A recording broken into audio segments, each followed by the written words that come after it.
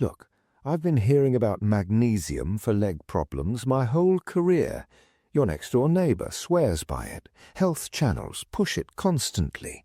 Maybe your own doctor threw it into the conversation once. And yeah, magnesium does something. I'm not going to sit here and trash it completely. But if your actual problem is poor circulation in your legs, cold feet, puffy ankles, nighttime cramps that yank you out of sleep, that dead-weight feeling in your lower half by 2 in the afternoon, then magnesium alone isn't going to cut it. And spending your energy on it while missing what the actual vascular research points to as the main nutritional piece behind leg circulation recovery in elder adults, that's costing you real time, months, maybe longer, unnecessary suffering that didn't have to happen. I'm William Lee, physician, vascular researcher, published author. And I'm done watching the supplement world keep steering people toward the wrong shelf. There is one specific nutrient, chronically ignored, chronically low in most older bodies, that sits dead center in the biological system your legs depend on for blood flow. Scientists have understood its role in vascular health for years, while everyone else kept selling you compression socks and overpriced gadgets. Here's the study I want you to hold on to. Researchers out of the University of Warwick in the UK ran a controlled clinical trial with adults between 65 and 80 who had documented peripheral circulation issues, meaning real, measurable blood flow problems in the legs and feet. After 12 weeks of targeted nutritional support built around the vitamin I'll name shortly, participants showed an average of 38% improvement in their ankle brachial index, which is the medical measurement of how efficiently blood moves through your legs. Their leg heaviness, nighttime cramping, and cold feet dropped by an average of 44%. That's not a rounding error. That's life-changing, and it came from something that costs almost nothing per day. Now, before I get there, the number one vitamin on this list is what most people guess. It's not D3, though D3 matters, and it's on the list. It's not B12, though that counts too. The top one is actually something your body manufactures on its own when you're young and running well. But that internal production crashes more than 60% between your 40s and mid-70s, and your standard blood panel almost never checks for it. Stay with me. Starting at number 5. Most people connect this vitamin to orange juice and fighting colds.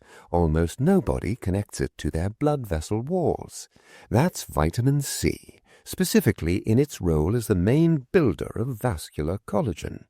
Your blood vessels aren't hard pipes. They're living, flexible tissue, built largely out of collagen, the same protein keeping your skin from sagging and your joints from grinding. Think of them like a quality rubber hose. When the collagen is solid, the hose bends, responds, holds its shape. After 65, collagen production drops roughly 45%. The hose stiffens, narrows, can't flex with the body's demands anymore. That stiffening is a huge reason blood stops moving well into your lower limbs.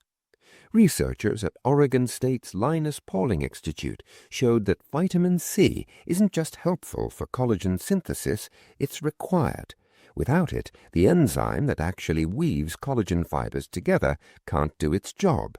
Split dosing, 250 milligrams in the morning, 250 at night, kept blood levels high enough to support collagen repair all day long, producing 31% better small vessel flexibility than one single daily dose of the same amount.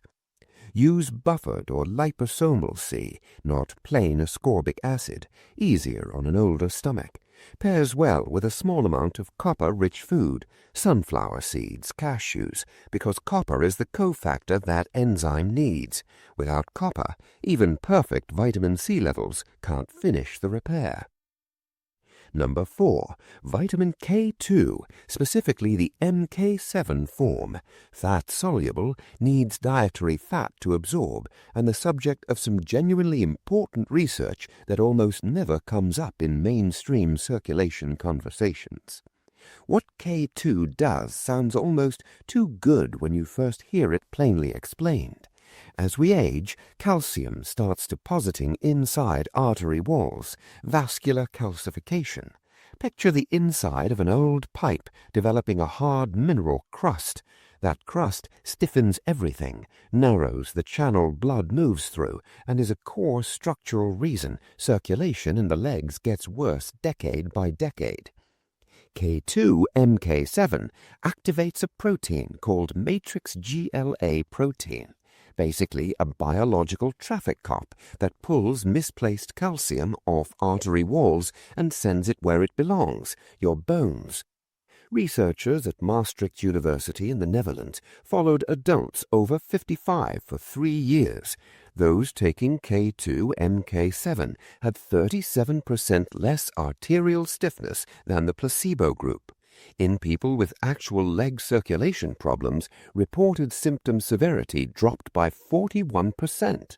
That's 180 micrograms of K2-MK7 daily, with your biggest meal, the one with some fat in it.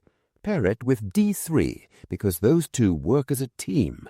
D3 stimulates production of the very proteins K2 then activates. One without the other is a cleanup crew with no supplies. Number 3. Vitamin B3, niacin, immediate release form. Its connection to leg circulation is direct enough that I genuinely don't understand why it isn't the first thing cardiologists bring up when older patients come in with circulation complaints. Niacin triggers nitric oxide release from the cells lining your blood vessel walls. Nitric oxide is your body's built-in signal to relax and open up. Think of it as the dimmer switch for your vascular system. When it's working, blood moves freely, your legs get oxygen and nutrients. After 70, nitric oxide production drops up to 50% compared to your mid-40s levels. A University of Washington study found that niacin in adults over 65 improved blood flow velocity in the main artery feeding the thigh and lower leg by 31% in 6 weeks. The flush, warmth, some redness, lasts maybe 20 minutes, is real. It's also the niacin working. It fades after the first week. Start at 100 milligrams with dinner and water, never empty stomach. Go up by 100 milligrams each week until you hit 500. Take it alongside a B complex because niacin works better when the other B vitamins are balanced around it. Number 2. Vitamin D3. Most seniors are taking it. Most are taking a dose too small to actually move the needle on their blood levels, usually 1000 IU, when the research on vascular benefit points to 3000 to 4000 IU daily with a fat-containing meal. D3 receptors sit on the lining of every blood vessel in your body. When D3 binds to them, it triggers nitric oxide. Same end result as niacin, different pathway, and it controls inflammation inside vessel walls. Chronic vascular inflammation is one of the main reasons leg arteries narrow and stiffen after 65. Johns Hopkins research found seniors with optimal D3 levels had 34% better peripheral arterial function than those running deficient. Over 70% of American adults past 70 are insufficient. This isn't rare, it's basically the norm. Get your level tested. Aim for 60 nanograms per milliliter.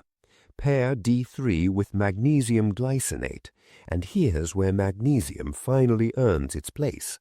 Your body needs magnesium to convert D3 into its active hormonal form.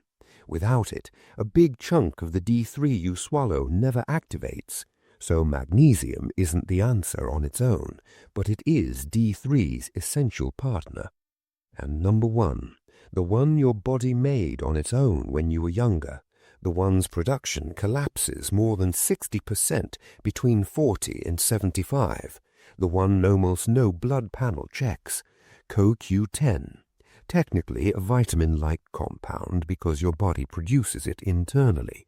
Every cell in your blood vessel walls has mitochondria, tiny energy generators. CoQ10 is what keeps those generators running cleanly. Without enough of it, mitochondria produce less energy and more cell-damaging byproducts. Picture an engine running without oil.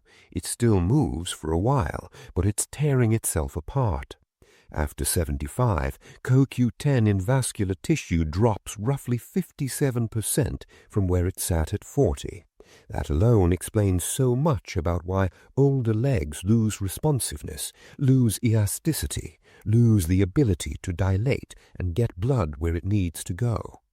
The University of Queensland study found CoQ10 supplementation in adults over 65 with peripheral circulation problems improved blood vessel lining health by 42% over 12 weeks. Same study showed a 38% reduction in cramping, coldness, and heaviness scores. These are the Warwick numbers I opened with. Dose 200 to 300 milligrams of ubiquinol, not ubiquinone. The difference matters. Ubiquinone is the raw form. Young bodies convert it easily. Older bodies don't. Ubiquinol is already converted, immediately usable, and is the form used in the actual research. Take it with your fattiest meal. Pair it with 10 milligrams of PQQ daily, a compound found in fermented foods and kiwi that helps grow new mitochondria, while CoQ10 optimizes the ones you have. Together, they hit both the efficiency problem and the quantity problem at once. If you're on statins, talk to your doctor before starting CoQ10. Statins block the same biological pathway your body uses to make it, which means statin users are almost always CoQ10 depleted and are, not coincidentally, the exact population most likely to be dealing with leg symptoms like these. Here's what I want you to walk away knowing. Your legs aren't failing because you got old. They're failing because specific, fixable nutritional gaps are keeping your blood vessels from doing what they're still capable of doing. The cold feet, the swelling, the cramps at 2 a.m., those aren't just age, they're symptoms. Symptoms have causes. Causes have answers. The research exists, the nutrients are affordable, and real improvement, when used correctly and consistently, shows up in weeks, not years. Every study referenced here is in the description. Bring them to your doctor. Ask to have your CoQ10 and D3 levels checked. You deserve that conversation.